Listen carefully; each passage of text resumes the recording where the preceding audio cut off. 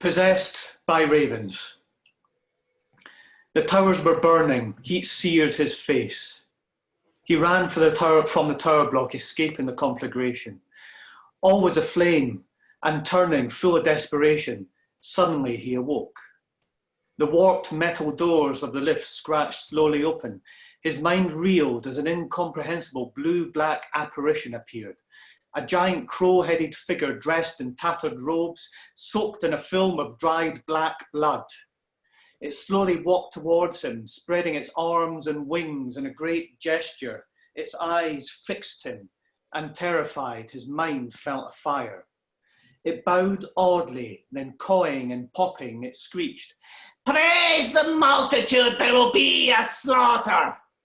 Immediately, it vanished, and his mind was filled with pictures of forbidding grey landscapes. All was waste and dust. Despair filled his stomach, and his head was hollow. Blinking, the scene flickered, and he was back standing in his floor's empty drying green with damp clothes hanging around him like cold ghosts, and the voice echoing, "The Owen foretells, the day will come. Let this be the speech of a Bagthy." Trying to shake the nightmare's visions from his head, he slowly walked back to the flat. His right hand was clenched, hard, and he uncurled it, and there was the red impression of the door key, like some great totem. He crept into bed. Red LEDs blinked 3 a.m. at him. Exhausted, he fell asleep. "Owen! Owen! It's late!" Slowly, his mother's voice called him from the depths. This was happening more now, strange figures appearing, sense of ruin and death around him. And he was tired of the apparitions and what was happening. Fucked if he knew what was going on, but something in these figures called to him. "Owen! Breakfast! There will be a slaughter!" Resentfully, he chucked on stale clothing and wandered to the kitchen. His mother was there, gazing out the window. The sun was gently rising, and there were tinges of delicate golden light touching the fields. Eating, he shrugged. She carried on. "Owen, I thought you'd be doing more by now. You're wasting yourself. I need you to contribute." She was right, and nodding, he pretended to care, but carried on eating. "Right, you're going this morning, you're doing it. Right? There's jobs at the biscuit factory. Get that down yourself, get going, and get to those interviews." And she smiled, like she always did. "Okay, bye," he called, dashing out. He thought he'd go walk, but there was no point to the interviews. He wanted air, and he stumbled down the steps, noticing that the walls were filled, covered with scrawls. One repeated phrase, "Praise the multitude, praise the multitude, praise the multitude, praise the multitude." Panicked, he jumped and ran down the steps, throwing open the doors and gasped for air as spots of light danced before him, filled with the sickly sweet smell of biscuits. And he ran past empty playgrounds, the old school, which was still oddly clad in corrugated metal, whose walls still scalded children in summer. And he recalled the head injury he'd gotten from another child there that put him into a coma for days. And he veered past rusted white barriers, down underpasses, tunnelling below perpetually busy carriageways. And wandering, he found himself amongst partly demolished stone tower blocks. Black, dark stone everywhere. And looming suddenly was a grey, empty health centre, in front of which stood a stone statue of a huge mother goddess. He reached out to stroke its weathered surface, and his skin crawled as stone scraped on stone, and the statue's eyes opened. "No!" he screamed in his head, and the stone arm gripped him, and it groaned. "I am the mother of the stars. A Bagthy denied my gift and fell into utter darkness." She was white like the moon, and from one hand blew white dust into his face. Again, there were flashes of blighted landscapes, and she screeched, "The cauldron is cracked! The land is poisoned! The cauldron is cracked now and forever!" She dropped his hand, and he wiped dust from his face, and then all was as it had been. He strode away, adrenaline filled, and finally he found the green fields that he loved. Paths and streams flourished here, and the apparitions and roads felt far away. In the distance was a Bronze Age burial mound, and he gazed up at the sky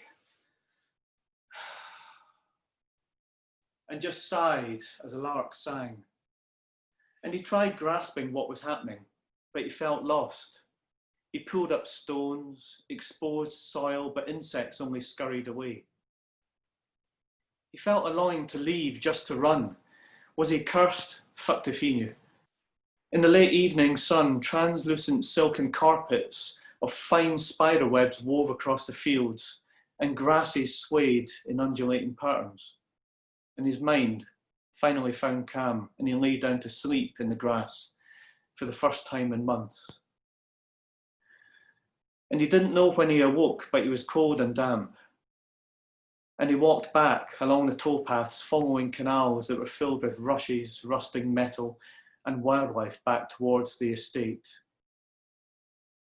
Days later, Owen sat with his mother in front of the TV. She was a blur in front of him as she asked about the interview. Any news yet? I wasn't successful, he lied.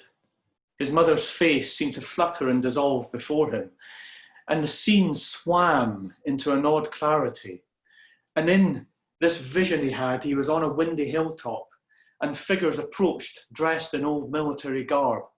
One shouted at him, "Yola Morganag, these gatherings are a crime, disperse or we will open fire upon you."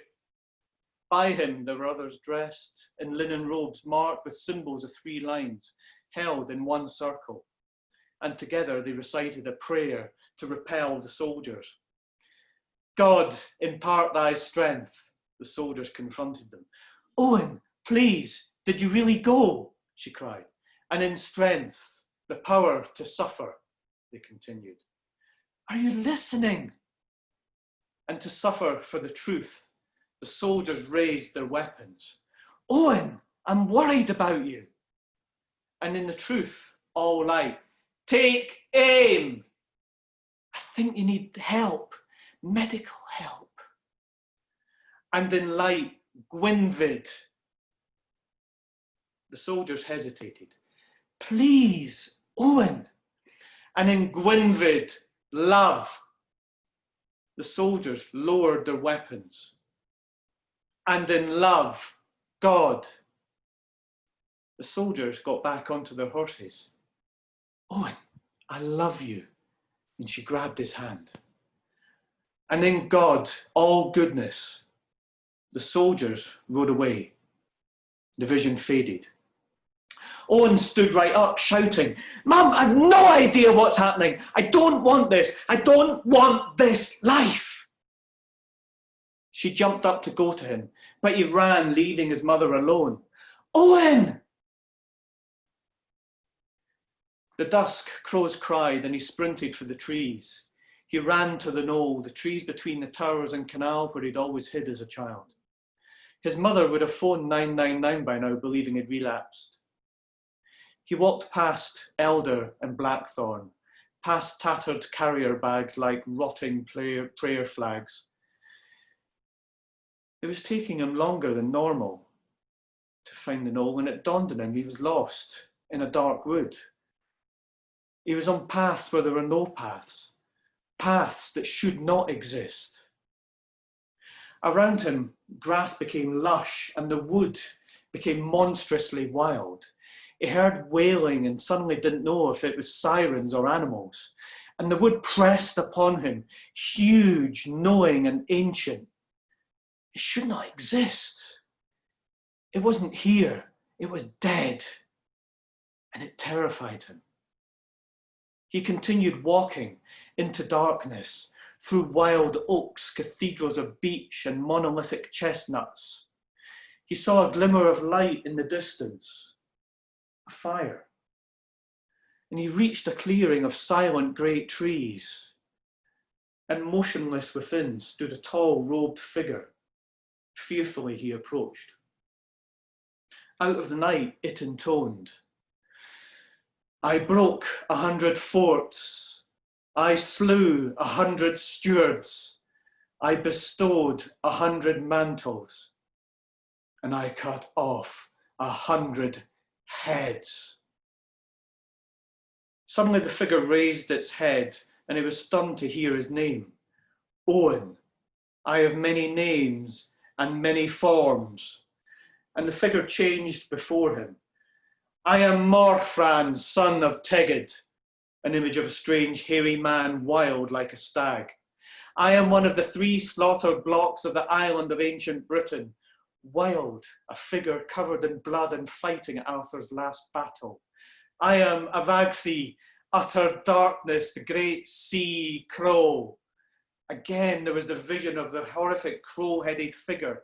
He moved to run and scream, but the image vanished. Who are you? Owen shouted. Full of fury, the shade shouted, Owen, I am the last of the Druids. My spirit was torn, ripped from my body, and assigned here to the ragged remnants of the wild wood of ancient Caledon. The Romans, they destroyed us. See. And in his mind, the grove was transformed into a place of death. Pieces of corpses like bird food scattered and torn everywhere. White robes and grasses, all red. Owen begged for the carnage to vanish, and the shade gestured. I was to receive a gift from my mother's cauldron, the shade spoke.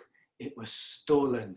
And I sat despairing, gazing at the twisted shards of the broken cauldron and the dead horses, and amongst poison land, I gazed into darkness, and I gained another gift, not the gift of inspiration, but the gift of baleful knowledge, knowledge of the future, your future. What do you mean, my future? Said Owen. Owen, the grave of the saint is vanishing from the altar tomb. Your future is inescapable. You bring yourselves to the ending of things, and devastation urges onwards.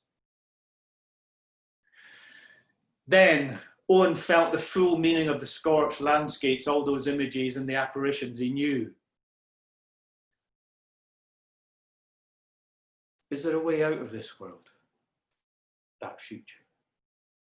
I didn't want this. I didn't create this. I've never felt a part of this world. Never. There is a way to step out of the circle to what is hidden.